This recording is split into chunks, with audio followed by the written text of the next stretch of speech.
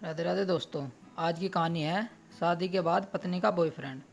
दिल्ली की रहने वाली खुशी बेहद खूबसूरत, मॉडर्न और खुले विचारों की लड़की थी। शहर के नामी कॉलेज से ग्रेजुएशन कर रही थी और उसका एक बॉयफ्रेंड भी था। उसका नाम था विवेक।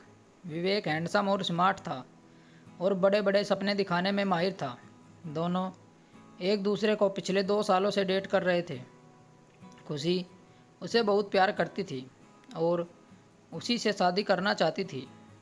लेकिन जब यह बात घर वालों तक पहुंची तो उसकी शादी कहीं और तय कर दी गई। उसका नाम विजय था, जो एक सीधा साधा था और सरकारी नौकरी करता था।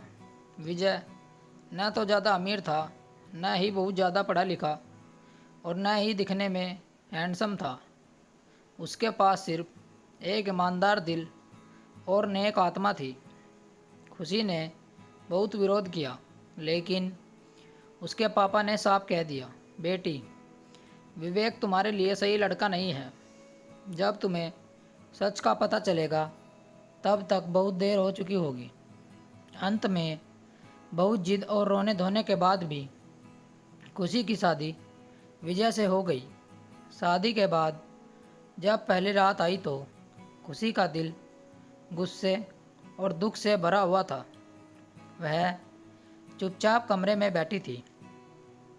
जब विजय आया, दरवाज़ा खोला तो उसने चेहरे पर कोई ज़बरदस्ती का भाव नहीं था। विजय ने नरम लहजे में कहा, तुम थक गई होंगी, आराम करो। यह कहकर उसने धीरे से दूध का गिलास टेबल पर रख दिया और चुपचाप एक और खड़ा हो गया। खुशी भड़क गई और गुस्से में बोली, तुम मुझसे कोई उम्मीद मत रखना। यह शादी मेरी मर्जी से नहीं हुई है। विजय उसकी आंखों में देखते हुए बोला, खुशी, मैं जानता हूँ, मैं तुमसे कोई इन चीज़ों की उम्मीद नहीं रखता। इतना कहकर वह जाकर सोफे पर लेट गया और चुपचाप सो गया। उस रात खुशी विवेक के लिए बहुत रोई। शादी को 1 हफ्ता हो गया। खुशी हर वक्त मोबाइल में लगी रहती, विवेक से फ़ोन पर बात करती रहती। उसे ससुराल वालों से कोई ख़ास मतलब नहीं था। विजय की माँ एक दयालु महिला थी, जो बहू को बेटी जैसा प्यार देना चाहती थी, मगर खुशी ने कभी उनकी परवाह नहीं की। विजय रोज़ काम पर जाता और घर लौट आता तो खुशी को अक्सर फ़ोन पर हंसते हुए बात करते देखता। वह जानता था वह किसी और से प्यार करती है, मगर उसने कभी कुछ नहीं कहा। एक दिन विजय ऑफिस जाते समय खुशी को रास्ते में देखकर चौंक गया। वह सोचने लगा, अभी तो यह घर पर थी, फिर यहाँ क्या कर रही है। फिर उसने खुद को समझाया, शायद मायके जा रही होगी। लेकिन यह रोज़ का ही सिलसिला बन गया। विजय जब भी ऑफिस के लिए निकलता, खुशी को बाहर जाते देखता। आखिरकार एक दिन उससे रहा नहीं गया। उसने अपनी माँ से पूछा, माँ, खुशी रोज़ कहाँ जाती है। माँ ने हैरानी से पूछा, मुझे नहीं पता बेटा, वह मुझसे कभी कुछ नहीं कहती। उसी शाम जब विजय घर लौटा तो उसने देखा कि खुशी अपनी स्कूटी बाहर खड़ी कर रही थी।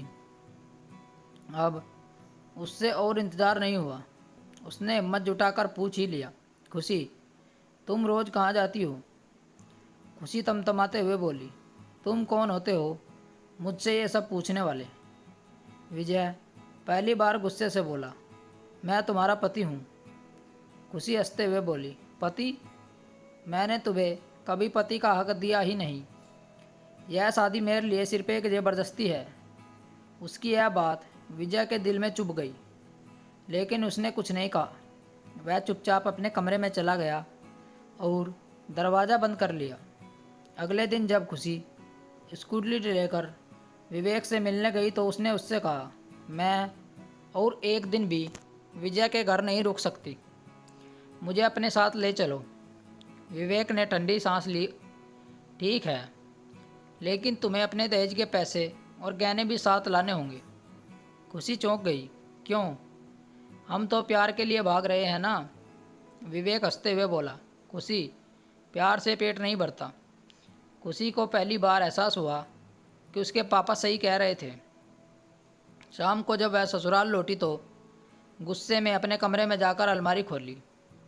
वहाँ उसने पैसे निकालने के लिए जैसे ही दराज खोली, उसमें एक पुरानी डायरी दिखी। उसने जिज्ञासा से डायरी उठाई और पढ़ने लगी। उसमें लिखा था, प्रिय खुशी, मुझे पता है तुम्हारा दिल मुझसे नहीं किसी और से जुड़ा है। मैं तुम्हें कैद में नहीं रखना चाहता। मैं तो तुम्हें धोखे से बचाना चाहता हूँ। अगर तुम्हें जाना है तो जाओ।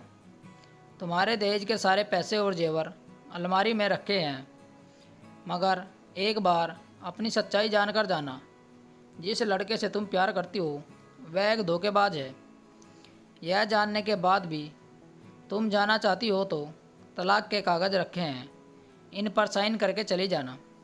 यह पढ़कर खुशी की आंखों से आंसू गिरने लगे।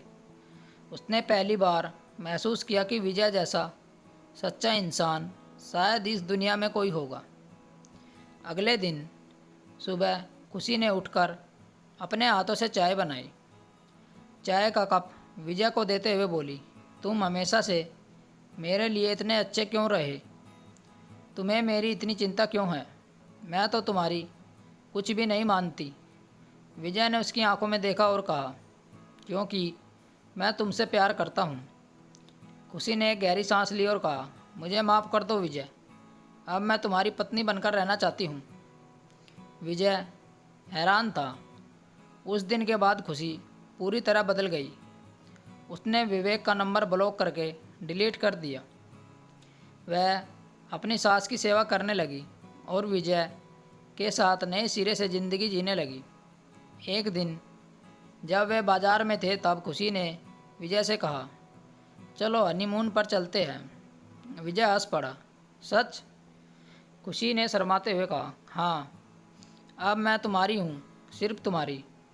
सच्चा प्यार वही है जो शब्दों में हो, बल्कि वह होता है जो सम्मान और समझदारी से निभाया जाए। प्यार उसे करो जो तुम्हारी इज्जत करे, न कि जो तुम्हारा इस्तेमाल करे। स्टोरी को लेकर आपकी क्या राय है? नीचे कमेंट करके हमें बताएं। ऐसी ही और बेहतरीन कहानियाँ सुनने के लिए हमारे चैनल रोचक कहानी वॉइस को ज़रूर सब्सक्राइब करें।